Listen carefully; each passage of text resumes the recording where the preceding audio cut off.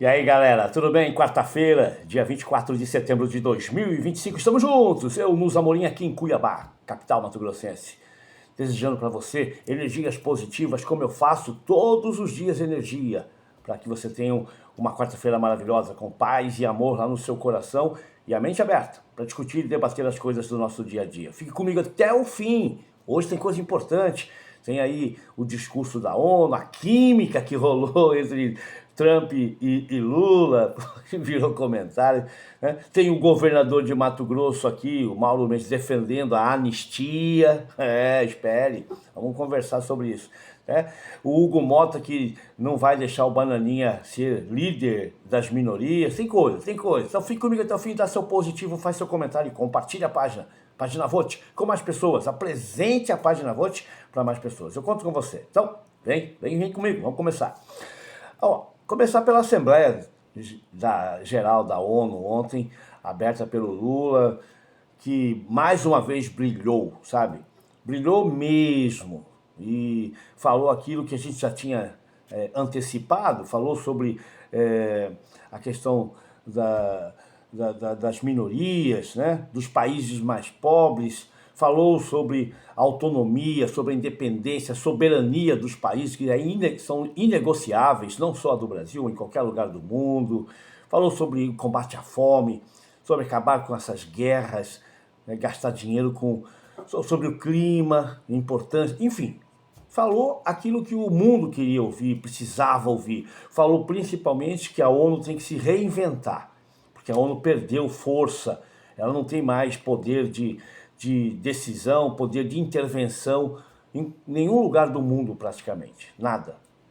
Então tem que se reinventar mesmo a ONU, a Organização das Nações Unidas. Então tudo realmente aquilo que a gente esperava que a estrela brilhasse, e brilhou forte mesmo. Agora, o outro lado, Donald Trump, foi o segundo a falar. Ele assistiu o discurso do Lula, depois foi fazer o seu discurso no mesmo local onde estava Lula. E aí, o discurso é contaminado por várias mentiras. Foi o Donald Trump tentando mentir com fake news, falando assuntos, temas polêmicos como os conflitos pelo mundo, né? As guerras em que os Estados Unidos está ali inserido, como por exemplo lá na faixa de Gaza, diretamente ligado junto com o Israel, apoiando Israel nesse genocídio, que aliás o Lula denuncia abertamente esse genocídio, tá? O clima, dizendo que isso é tudo fake news, não existe nada com relação ao clima. Ele sempre falou isso, ele é um negacionista. A ciência, aliás, cientistas do governo falam ao contrário. E ele afirmando que é tudo imaginação, sabe?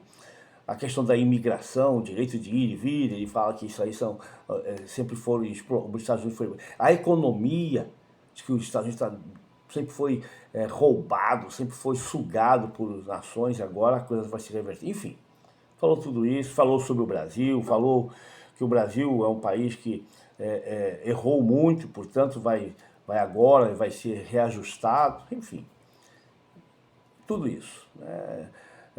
Ficou mais isolado ainda no discurso que ele teve ontem lá na ONU, na abertura da Assembleia Geral. Tá? Ficou mais isolado, o mundo ficou mais reticente com relação ao presidente. Agora, o detalhe, que eu já até falei na abertura aqui, todo mundo já assistiu, foi a declaração dele. Depois, né, no X, na rede X lá, ele postou que encontrou durante alguns segundos com o Lula no corredor ali, né? Os dois se encontraram e houve um abraço ali, né? Ele abraçou o Lula, diz que rolou uma química entre os dois, entendeu? Que ele achou o Lula um cara bom, um cara legal, um cara positivo, gostou e até já antecipou a possibilidade de um encontro semana que vem, para semana que vem. Não sei como é que seria essa reunião, se vai ser presencial, né? Como aquelas ciladas que ele monta lá na sala oval da Casa Branca, que ele já levou tantos líderes para passar vergonha, que ele bate em cima. Se bem que para bater no Lula tem que ser bom, hein? Tem que ser bom. Não acredito que ele vai conseguir fazer isso, não. Um argumento difícil. Mas De qualquer forma, ele gostou do Lula, diz que rolou uma química. Vamos acompanhar que química é essa, mas sempre com o pé atrás. Sempre com o pé atrás, porque tantas coisas a gente tem acompanhado desse maluco, né? Tantas coisas. Por exemplo, ele mostra o que ele é mesmo quando ele manda o Pentágono exigir. O Pentágono, para quem não sabe, é onde se ficam as Forças Armadas lá, né? As Forças Armadas dos Estados Unidos. E exige que os jornalistas se submetam aos conteúdos que eles vão realizar, né, de suas matérias, à aprovação do governo. Quer que o governo censure as notícias que vão sair nos jornais, na TV, na rádio, nas revistas. É isso, sabe? Retrocesso àquilo que acontecia aqui no Brasil, por exemplo, na ditadura militar. A censura. Simplesmente isso. Tá? E o Pentágono já se pronunciou e vai cumprir a ordem do líder maior, que é o Donald Trump. Né? Lá também o presidente manda nas Forças Armadas. E o Pentágono já está se pronunciando que os jornalistas deveriam se submeter a conteúdo das suas matérias, a censura. Aí o Donald Trump já ameaçou fechar, não renovar as licenças, caçar jornais, TVs que o criticarem o governo. Eles chamam de ataques de fake news. Eles dizem que estão mentindo, por isso vão caçar. Tudo que for contra eles é mentira. Né? Críticas de jornalistas são mentiras. Então eles vão caçar a mordaça, a censura. É isso que ele defende. Como é que você vai confiar numa pessoa como essa? Como? Ele fala, vai caçar mesmo. Se me criticar, vou caçar. A mesma coisa que Bolsonaro falava da Globo, lembra? É só puxar um pouquinho para trás. O Bolsonaro tomava essa mesma atitude. Não vou renovar a concessão da Rede Globo. Acabou, a Globo vai acabar. Lembra que ele vivia falando? Renovou, assinou lá, continua a Globo poderosa como sempre, e ele foi condenado. Ele vai ser preso. Olha só as voltas que o mundo dá. Mas ele ameaçou lá atrás, né? Ameaçou a Rede Globo. Para vocês terem uma ideia. Bom, agora as coisas aqui no Brasil. Tem muita coisa, então eu não vou ficar me alongando muito não. Primeiro, o Senado quer enterrar de vez, e talvez hoje já, a PEC da blindagem, lá no Senado. Vai fechar, vai botar uma pá de cal em cima. O relator, o senador Alessandro Vieira, relator aí da PEC da blindagem, vai dizer que tem que recusar essa PEC. Não pode aprovar, ele vai rejeitar essa PEC, dizendo, olha a frase que ele disse, a palavra dele, que ele compara essa PEC da blindagem a um abrigo de criminosos. Abrigo de criminosos. Vem da boca do senador Alessandro Vieira. E é exatamente o que a gente fala, é a blindagem da bandidagem. Blindagem dos deputados e senadores que querem se blindar, porque são criminosos, são corruptos, são bandidos. E ele fala exatamente isso, abrigo de criminosos, essa PEC da blindagem. Bom, hoje deve votar isso aí, se tudo der certo, e fecha, acabou, sabe? Morre, acaba com isso. Outra coisa que também está morrendo, aos pouquinhos está morrendo, aquele Bananinha, aquele vagabundo daquele Eduardo Bananinha, deputado federal, que ainda é deputado federal, mas que poderá ser cassado, se tudo der certo, se tiver justiça real mesmo. E o Hugo Mota, o presidente, já está abrindo o caminho para isso. Por que eu estou falando? Porque ontem ele rejeitou a indicação de Eduardo Bolsonaro, o Bananinha, para a liderança das minorias, do PL, Partido Liberal. O Partido Liberal indicou ele, mesmo ele morando lá nos Estados Unidos, dizendo que não vai voltar mais, para ser liderança das minorias. Olha que absurdo. De lá dos Estados Unidos ele ia liderar as minorias aqui no Brasil. Acredite se quiser, né? Ele está lá fazendo articulação contra o próprio país. Mas ele quer a liderança da minoria para poder se safar, sabe? Continuar deputado.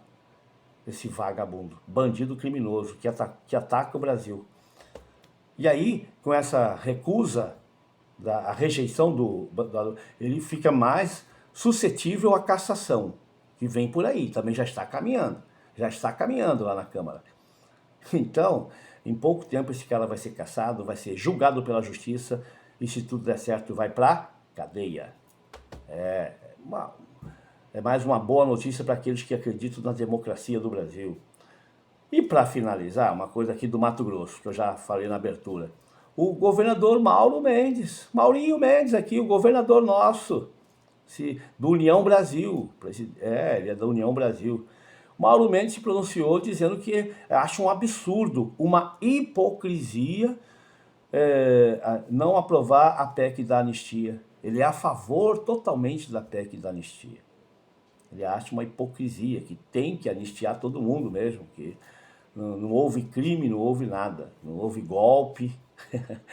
Exatamente, indo contra a justiça. Ele agora é juiz, então ele pode.